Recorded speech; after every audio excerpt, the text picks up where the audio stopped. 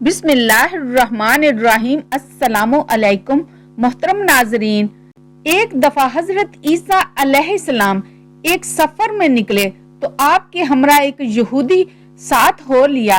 اس کے پاس 2 روٹیاں تھی اور حضرت عیسیٰ علیہ السلام کے پاس 1 روٹی تھی۔ حضرت عیسیٰ علیہ السلام نے اس سے کہا کہ آؤ دونوں مل کر روٹی کھائیں۔ یہودی نے مان لیا، مگر جب اس نے دیکھا کہ حضرت عیسیٰ علیہ السلام کے پاس 1 روٹی ہے اور میرے پاس 2، تو وہ پچھتانے لگا کہ میں نے شرکت کا وعدہ کیوں کر لیا۔ چنانچہ جب کھانے کا وقت ہوا تو یہودی نے 1 ہی روٹی رکھی۔ حضرت عیسیٰ علیہ السلام نے فرمایا، تمہارے پاس تو 2 روٹیاں تھیں، 1 کہاں گئی؟ یہودی بولا، میرے پاس تو 1 ہی روٹی تھی، 2 کب تھی؟ کھانا کھا کر آگے بڑھے تو ایک اندھا ملا۔ حضرت عیسیٰ علیہ السلام نے اس کے لیے دعا کی تو وہ اچھا ہو گیا۔ یہ معجزہ دکھا کر حضرت عیسیٰ علیہ السلام نے یہودی سے کہا کہ تجھے اس اللہ کی قسم جس نے میری دعا سے اس اندھے کو اچھا کر دیا، بتا دوسری روٹی کہاں گئی؟ وہ بولا، مجھے اسی خدا کی قسم، میرے پاس 1 ہی روٹی تھی، دوسری تھی ہی نہیں۔ اتنے میں آگے بڑھے تو ایک ہرن دکھائی دیا تو حضرت عیسیٰ علیہ السلام نے اسے بلایا تو وہ آ گیا۔ آپ نے اسے ذبح کیا، بھونا اور کھایا اور پھر اس کی ہڈیوں سے فرمایا، کم باذن اللہ، وہ ہرن پھر سے زندہ ہو گیا۔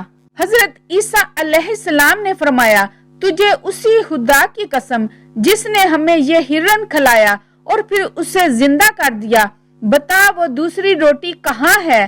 وہ بولا، مجھے اسی خدا کی قسم، میرے پاس تو 1 ہی روٹی تھی۔ پھر دونوں آگے بڑھے تو ایک قصبہ آیا۔ حضرت عیسیٰ علیہ السلام نے وہاں قیام کیا۔ یہودی نے موقع پا کر حضرت عیسیٰ علیہ السلام کا عصا مبارک چرا لیا اور خوش ہوا کہ میں اس ڈنڈے سے مردے زندہ کیا کروں گا۔ چنانچہ اس نے قصبہ میں اعلان کر دیا کہ مردہ کو مجھ سے زندہ کروا لو۔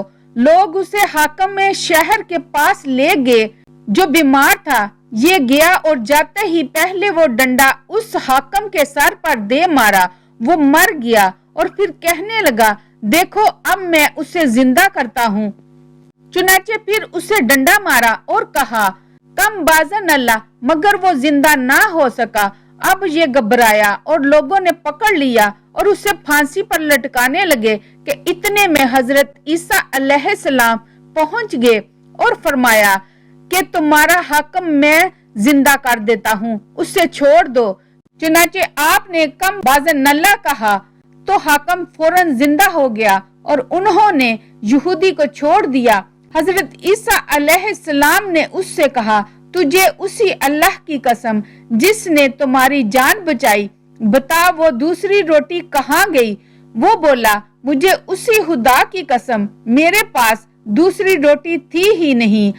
آگے بڑھے تو سونے کی 3 اینٹیں ملی۔ حضرت عیسیٰ علیہ السلام نے فرمایا، ان میں سے 1 اینٹ میری اور دوسری تمہاری اور تیسری اس کی جس نے تیری تیسری روٹی کھائی۔